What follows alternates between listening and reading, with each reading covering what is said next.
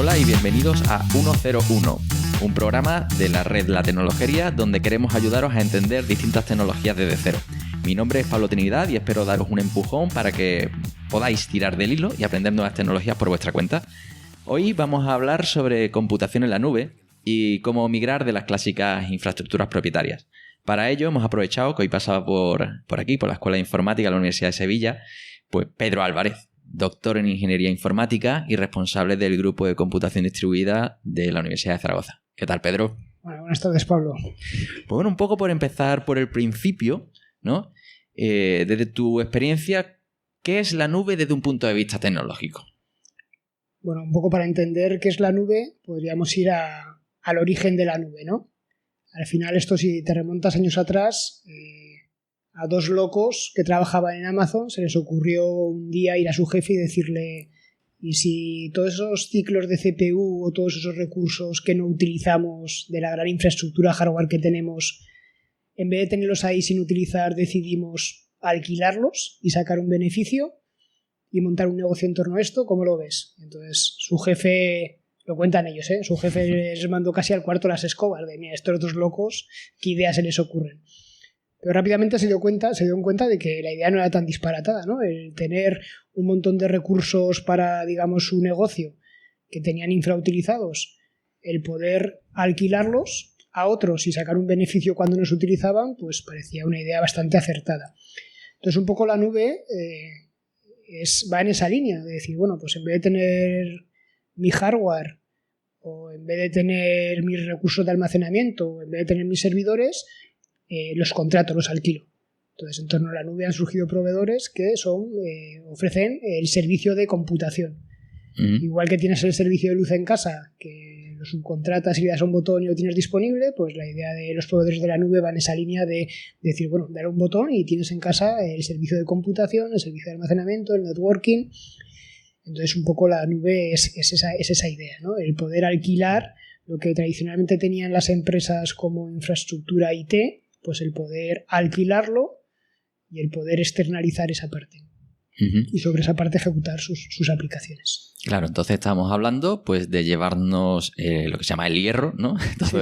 Todos esos servidores que ocupaban un montón de espacio, que consumían luz, que consumen pues personal que tiene que mantenerlo, todo el servicio de administración, pues externalizarlo, subcontratarlo a este tipo de proveedores, ¿no? Eso es. Entonces, aquí aparecen pues muchas palabras dentro del mundo cloud que son el as a service, ¿no? Infraestructura como servicio, plataforma como servicio, el software como servicio. ¿Nos puedes arrojar un poco de luz en esos niveles que es cada cosa? Al final, cuando se planteó inicialmente el modelo de nube, de lo que era el cloud, se definieron como 3 niveles. El punto de partida era que una empresa tenía su propia infraestructura hardware, sus propias licencias de software para bases de datos, servidores de aplicaciones, entornos de ejecución de aplicaciones, herramientas de desarrollo, y además tenía sus datos y sus aplicaciones. Y todo eso lo tenía en su infraestructura propietaria. El cloud proponía como 3 niveles de externalización, por así decirlo. El IaaS, o la infraestructura como servicio, es que el proveedor simplemente te ofrece los recursos hardware de computación, los recursos de almacenamiento o los recursos de networking. Entonces tú lo que haces es desplegar sobre esos recursos hardware alquilados tus bases de datos, tus servidores de aplicaciones, tus entornos de desarrollo, tus datos y tus aplicaciones. Eso sería el nivel de infraestructura, el más bajo. Muy parecido a los hosting tradicionales que ya existían anteriormente. Sí, parecido, en esa línea, sí. El nivel de plataformas como servicio, o el nivel PaaS, sería el que el proveedor no solo te ofrece lo que digamos los recursos hardware, sino también el software, las licencias software que tradicionalmente compraban las empresas para los sistemas de gestión de bases de datos, los servidores de aplicaciones o los entornos de desarrollo. Con lo cual, alquilas todo ese hardware y esas licencias y tú lo que haces es simplemente ejecutar tus aplicaciones y tus datos sobre los recursos y el hardware y software alquilados. Eso sería el nivel de plataforma. En este caso, por ejemplo, pues te quitarías de instalar pues todo un Apache, una base de datos, etcétera. Entonces tú únicamente coges la aplicación y la sueltas ahí y te olvidas de la parte de administración. Tú puedes subcontratar un servidor con ciertas características hardware donde tienes instalado un un gestor de tipo Apache, donde tienes una base de datos MySQL, entonces tú contratas eso, digamos, el hardware y el software de configuración sobre el que ejecutan las cosas. Eso sería el nivel de plataforma as a service. Y pagas por olvidarte de los problemas. Y pagas por olvidarte, sí, de los problemas de administración, de mantenimiento, de gestión, de errores, de licencias, todo ese tipo de cuestiones. Y el nivel SaaS, de software as a service, que sería el más maduro, es...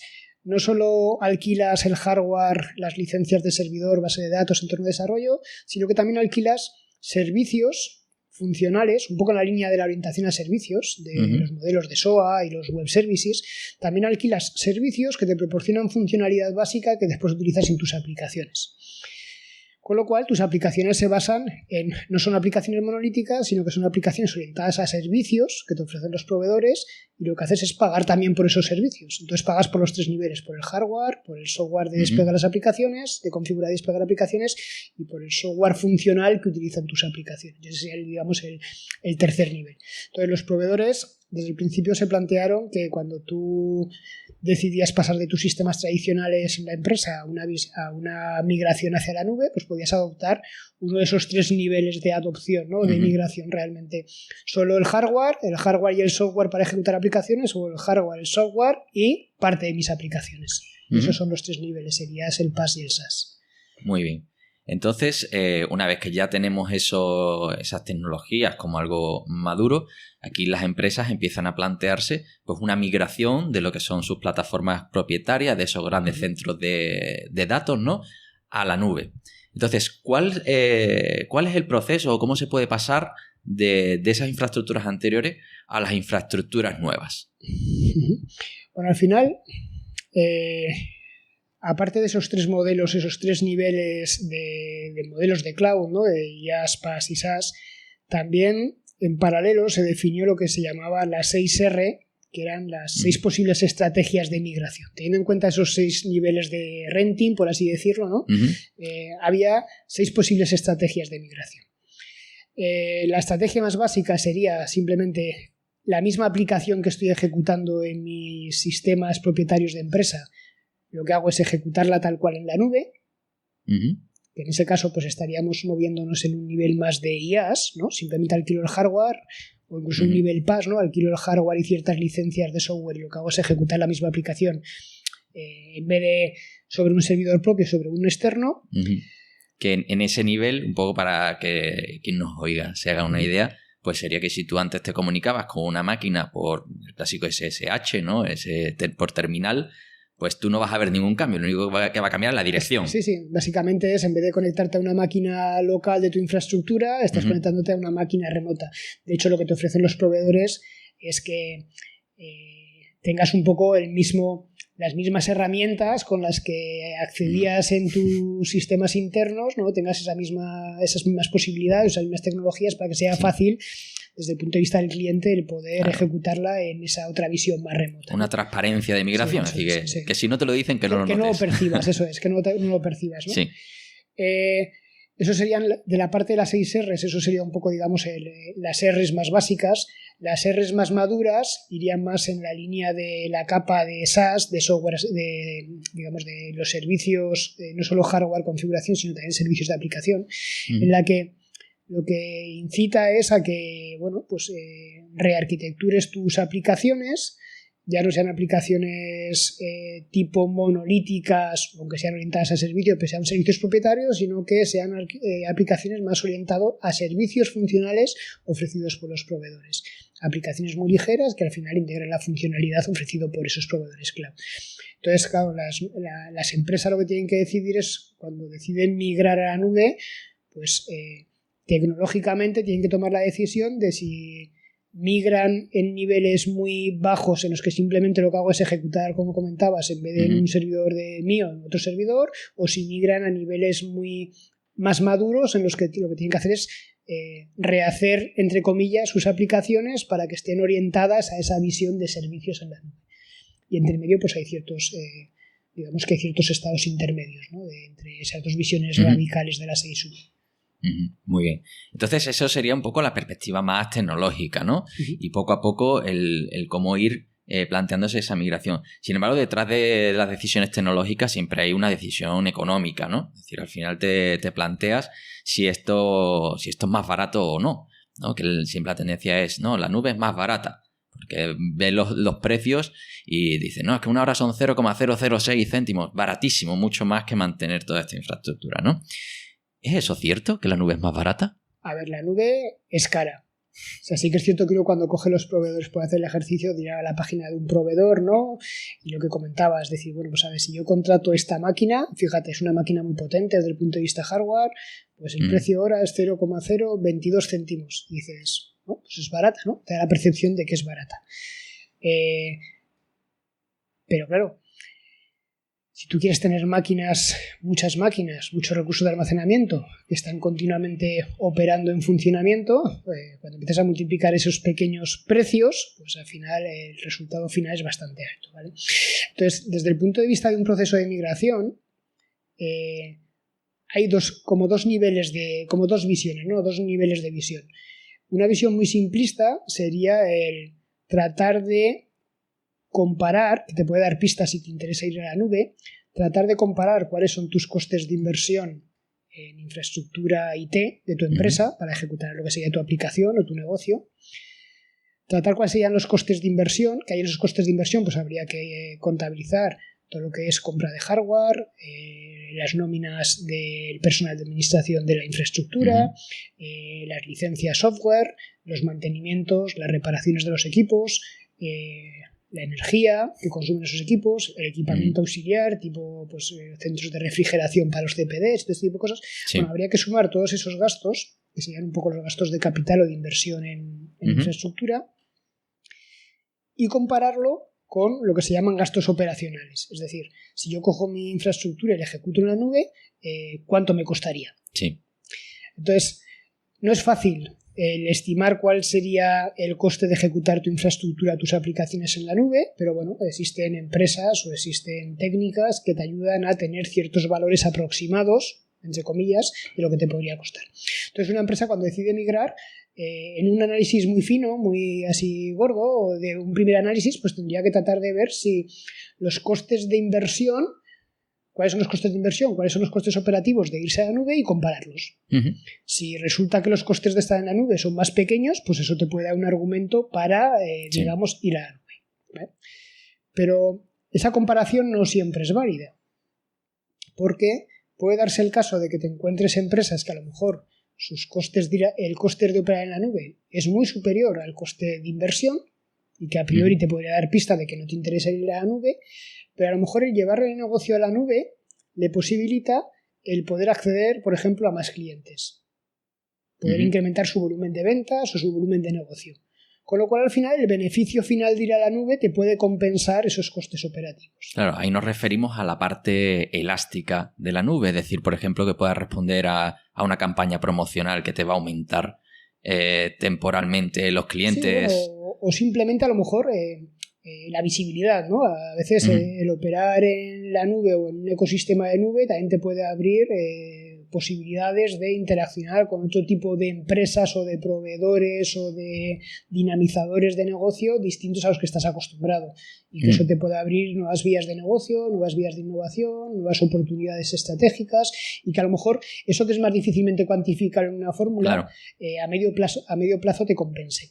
Entonces, digamos que comparar el coste de invertir o de alquilar te puede dar una primera pista inicial de si te interesa irte a la nube, migrar a la nube, pero no tiene que ser lo que condicione tu decisión. Tienes que tener unas miras más amplias en el sentido de valorar lo que te va a aportar la nube como empresa y el beneficio que puedes obtener a medio y largo plazo de operar en la nube. Efectivamente, ahí entraríamos en la parte organizativa, pero sí que un poco por cerrar esta parte más técnica y económica, hay veces que bueno, con la nube, si tú tienes un centro de datos aquí en España, pues si un japonés intenta entrar, pues va a tener un retardo bastante importante por la distancia, por los nodos intermedios. Entonces tú con la nube sí que puedes desplegar aplicaciones en servidores de aplicaciones en distintos países al mismo tiempo, balancear la carga y una serie de cosas que localmente no los podría resolver. Eso, evidentemente, esa parte tecnológica, digamos que la nube tiene una parte tecnológica complementaria,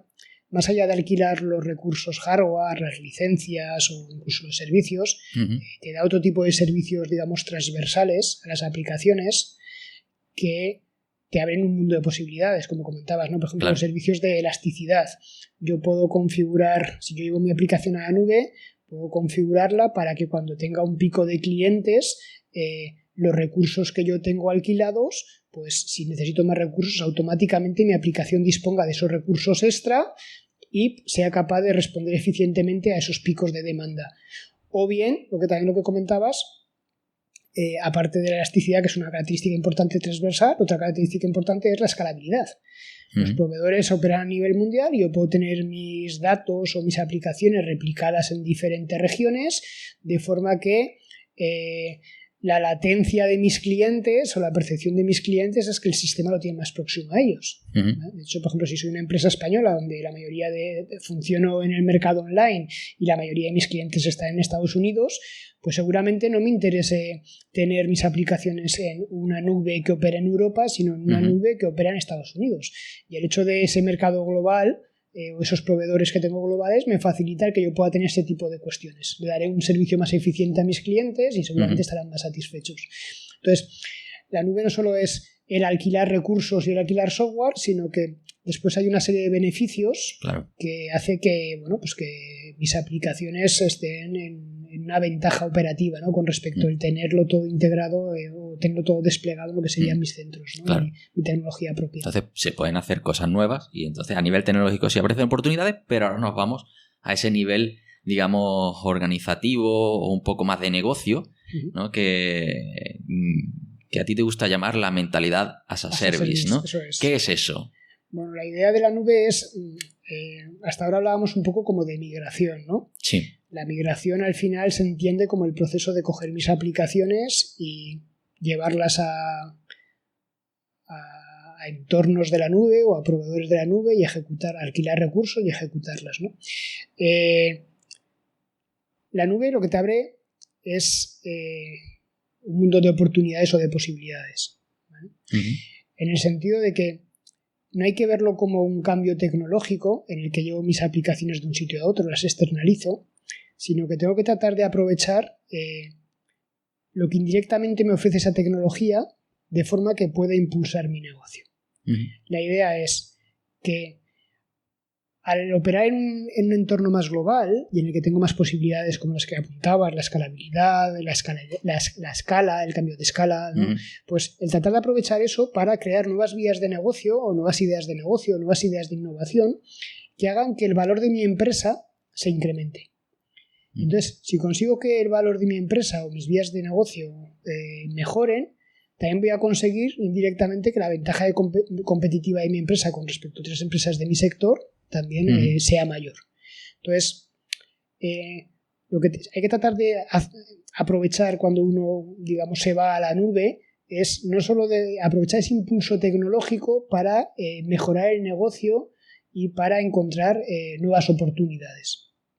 Y eso afecta a todos los niveles de la empresa. Eso implica a los estrategas, a los analistas de negocio, a los departamentos de I+D, a los departamentos de innovación, al marketing, a las finanzas, a la toma de decisiones. Que no es organizativo en ese sentido de jerarquía, de estructura, sino cultural más bien, ¿no? Sí, es un cambio de mentalidad. Es un cambio de lo que comentabas de mentalidad. Es un cambio de mentalidad en la empresa.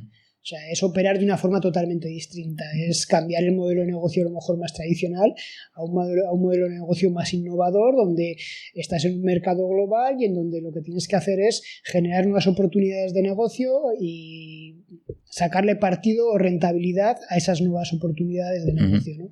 Entonces es un cambio por completo, sí. Entonces hay que verlo no como una cuestión meramente tecnológica. Eso implica que, claro, necesitas tener en la empresa, pues en las distintas áreas, en los distintos departamentos, profesionales que estén formados o que tengan habilidades para reinterpretar lo que te ofrece la nube como tecnología y sacarle partido en la responsabilidad que tiene la empresa, ¿no? En este sentido, bueno, se habla mucho de la transformación digital y yo creo que todavía no somos conscientes del impacto que ha tenido la nube en nuestro día a día, ¿no? Aquí hablamos de IoT, por ejemplo, ¿no? De Smart Cities y de todas esas palabrotas que ahora aparecen por ahí en los periódicos, ¿no? realmente, ¿cuáles son todos esos? ¿Nos podrías dar algunos ejemplos de casos en los que la nube ha abierto nuevos mercados? Por ejemplo, al final el principio de la transformación digital es digitaliza las fuentes de información, ¿no? O capta datos del entorno en el que operas, de tu empresa, de tu ciudad, capta información, digitalizará y trata de sacarle partido. Sí, La industria 4.0 va un poco en esa misma línea. Trata de monitorizar todo lo que sucede en tu industria, ¿no? Trata de monitorizar las relaciones de tu industria con otro tipo de actores con los que interaccionas, almacena, guarda toda esa información, analízala y sácala partido para automatizar y mejorar los procesos. O las Smart Cities, va un poco toda esa línea, ¿no? Que básicamente esa es la conexión con esa palabra del Big Data, ¿no? Exactamente. Al final lo que tengo son volúmenes de información muy grandes, ¿no? Que tengo que ser primero capaz de almacenar, que están continuamente creciendo y que después tengo que ser capaz de preprocesar, procesar, analizar y generar conocimiento a partir de ellos. Entonces, claro, uno de los factores que influye ahí, evidentemente, es el Big Data, porque digamos que son las tecnologías que te permiten ese tipo de almacenar o el sacarle partido a ese tipo de grandes volúmenes de información. Pero claro, otro factor clave es la nube, porque al final la idea es que que una empresa, en vez de tener sus centros de datos y tenga que estar invirtiendo en centros de datos, pues bueno, pues pueda tener en la nube almacenados sus datos. En la nube tiene recursos de cómputo con la ilusión infinita para poder preprocesar, procesar y analizar esos datos. Entonces, esos recursos o esos que te ofrece la nube, al final, son necesarios para este tipo de transformación digital o industria 4.0 o de Smart Cities, ¿vale? Está totalmente alineado, el concepto de nube y Big Data a día de hoy están totalmente alineados, incluso integrados. De hecho, la mayoría de los proveedores de nube te ofrecen servicios de Big Data, con lo cual digamos que esos dos caminos intersectan, ¿no? Sí. Entonces, van a jugar ambas visiones tecnológicas, van a jugar un papel clave en el impulso de la transformación digital, en el impulso de los nuevos modelos industriales, en el impulso de las nuevas ciudades, de las nuevas formas de relacionarse la gente, del IoT que comentabas. Y ahí es donde está un poco la parte más de, no tanto tecnológica, sino más de negocio de la nube o del Big Data, ¿no? La cuestión está, o ejemplos que me preguntabas, decir, bueno, pues yo soy una empresa que invierto ya no tanto en Big Data, en tecnología, sino en expertos que sean capaces de sacar partido o conocimiento a los datos.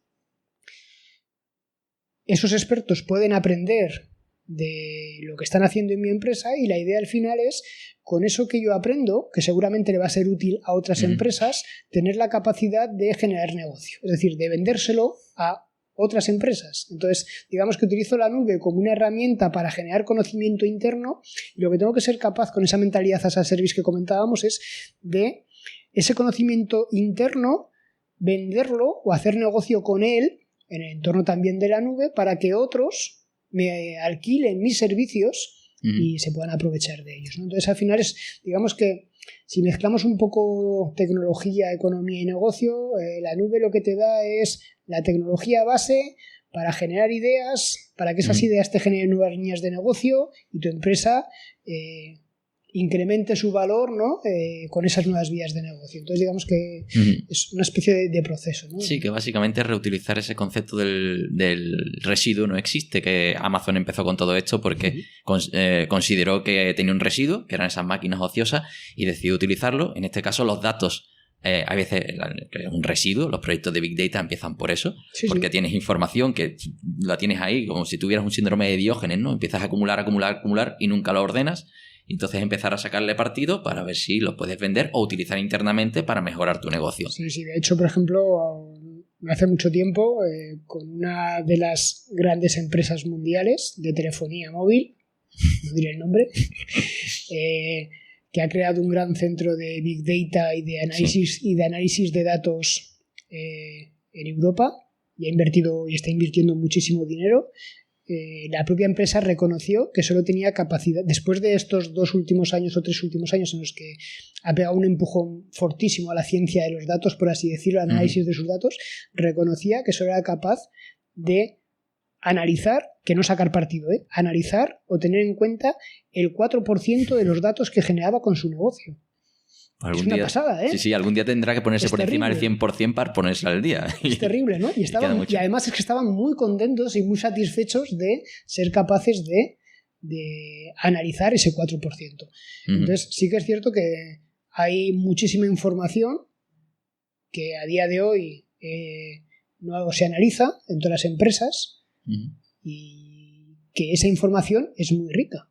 Es muy rica y que, bueno, pues la nube y el Big Data abren a las empresas la posibilidad de dar pasos hacia el análisis de esa información y eso le va a llevar a mejorar su negocio, pero es que además esos pasos que dé también le va a abrir la posibilidad de vender su experiencia o sus técnicas o su conocimiento y abrir otras líneas de negocio alternativas, ¿no? Entonces, bueno, pues por eso es algo más que una tecnología, ¿no? Es una oportunidad. Una oportunidad, eso es. Entonces, como oportunidad para alguien que quiera empezar por la base, es decir, ya imaginemos que con todas estas ideas tecnológicas, de negocio de las que hemos hablado, de oportunidades, alguien se le enciende la bombilla y quiere empezar a ver esto de la nube, pues realmente, ¿qué es? ¿Por dónde podría empezar a juguetear a nivel tecnológico? Bueno, al final, digamos que hay distintos niveles de complejidad, ¿no? Desde lo que hablábamos al principio de simplemente coger mi aplicación y en vez de ejecutarla en una máquina local, ejecutarla en una máquina que alquilo, hasta el nivel sofisticado de rearquitecturar las aplicaciones y generar nuevo negocio. Digamos que hay muchos pasos intermedios, ¿no? Por el principio. Al final, el principio, bueno, pues yo creo que hay que ir siendo sensible y hay que ir entendiendo las posibilidades que te ofrece la nube. Y probablemente el primer paso natural es moverte en la capa meramente tecnológica. Lo que es el IaaS, la infraestructura como servicio. El nivel IaaS, el nivel PaaS, ¿no? El poder entender el qué implica el tener esos recursos, el poder alquilarlos, el poder llevar mis aplicaciones, el poder configurar entornos virtuales en los que voy a desplegar mis aplicaciones y que esos entornos estén externalizados. Y a partir de ahí, pues ir entendiendo que eso simplemente es un primer paso y que lo que me ofrece es un nuevo modelo de aplicación más global, donde puedo aprovecharme de esas características transversales que hablábamos antes, de elasticidad, de escalabilidad. Entonces, yo creo que el primer paso es entender esa visión tecnológica, ir siendo sensible a qué tipo de cosas son las que puedo tener al alcance, ir siendo sensible a cómo pueden cambiar mis aplicaciones, porque cuando uno entiende eso, empieza a que se le enciendan bombillas en pasos más sucesivos, más de negocio, ¿no? Más de lo que hablábamos como más maduros. Entonces yo creo que yo le recomiendo empezar en esos primeros pasos para que se te vayan encendiendo bombillas, ¿no? Pero sobre todo hay que empezar en esos primeros pasos teniendo una mentalidad abierta y viendo no perdiendo de vista el más allá, ¿no? Sí, ¿a dónde te diriges? Sí, no tanto el mira qué bien puedo ejecutar mi aplicación o puedo hacer una aplicación distinta, sino bueno, con esto, ¿vale? ¿Qué beneficio podría obtener o cómo podría reinterpretar lo que tengo? ¿Vale? Entonces yo creo que hay que empezar por la parte tecnológica, pero con una visión siempre siendo consciente de que más allá de ese paso hay muchas cosas, ¿no? Hay muchas oportunidades. Y a nivel de proveedores, y sabiendo que no nos llevamos aquí por hacer publicidad a nadie. Ninguno, Ojalá. ¿Cuáles son los principales proveedores primero de infraestructura y luego a lo mejor de plataforma como servicio? Proveedores cloud, pues hay más de un centenar. Sí que es cierto que a nivel, por ejemplo, de infraestructura, que es el nivel más básico, pues el mercado lo domina y lo ha dominado desde el principio Amazon, con porcentajes de clientes, de cuota de clientes muy escandalosos, ¿no? Poco a poco Google y Microsoft o IBM, Red Hat se han ido posicionando, Heroku también, ¿no? Sí. Distintos proveedores se han ido posicionando y han ido cogiendo su capa de mercado, pero a nivel IaaS, digamos que el que está en una posición más ventajosa o domina el mercado es Amazon. ¿vale? Claro. Después también hay que un poco entender qué te ofrece cada proveedor, ¿no? Por ejemplo, los recursos hardware de Amazon, bueno, nadie sabe lo que hay por debajo, porque al final, claro, los proveedores te ofrecen recursos que están virtualizados, porque una de las claves del cloud es que lo que tú alquilas o contratas son máquinas virtualizadas, ¿no? Que no es una caja necesariamente, pueden ser varias caja, o un trozo de caja. Nadie sabe lo que es, pero sí que es cierto que la intuición o la información que hay es que, por ejemplo, pues el hardware de Google es más moderno que el hardware de Amazon, ¿no? Sí. Pero eso no quiere decir nada, ¿no? Entonces, a nivel IA sí que es cierto que el mercado sigue estando dominado por Amazon, aunque el resto de proveedores van teniendo sus nichos, ¿no? A niveles más superiores, a nivel más PaaS, pues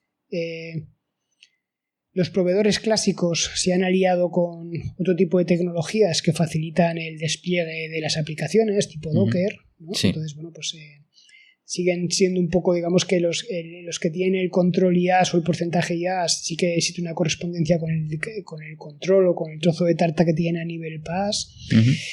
Pero si subimos un poco más al nivel de servicios, pues a día de hoy yo creo que los más destacados a nivel SaaS pues serían IBM con su plataforma Bluemix y Amazon pues con productos tipo el Echo de Alexa que ha sacado, más todos los marketplaces que están relacionados, ¿no?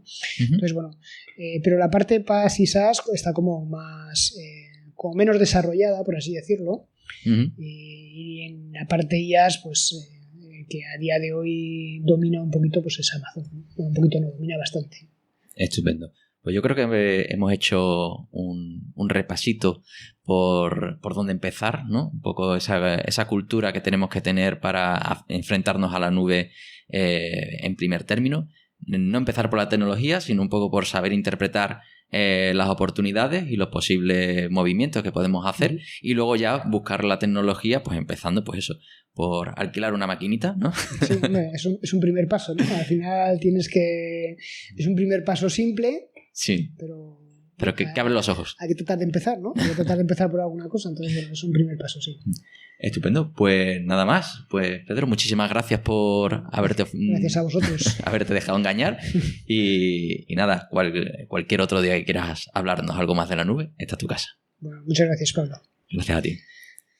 Y por último, simplemente recordaros que podéis contactar con nosotros a través de nuestro correo electrónico en hola@tecnologeria.com. También en nuestra web tecnologeria.com puedes dejarnos tus comentarios o preguntas y en iVoox, en YouTube y en iTunes también nos puedes encontrar. Así que nos vemos en el próximo episodio.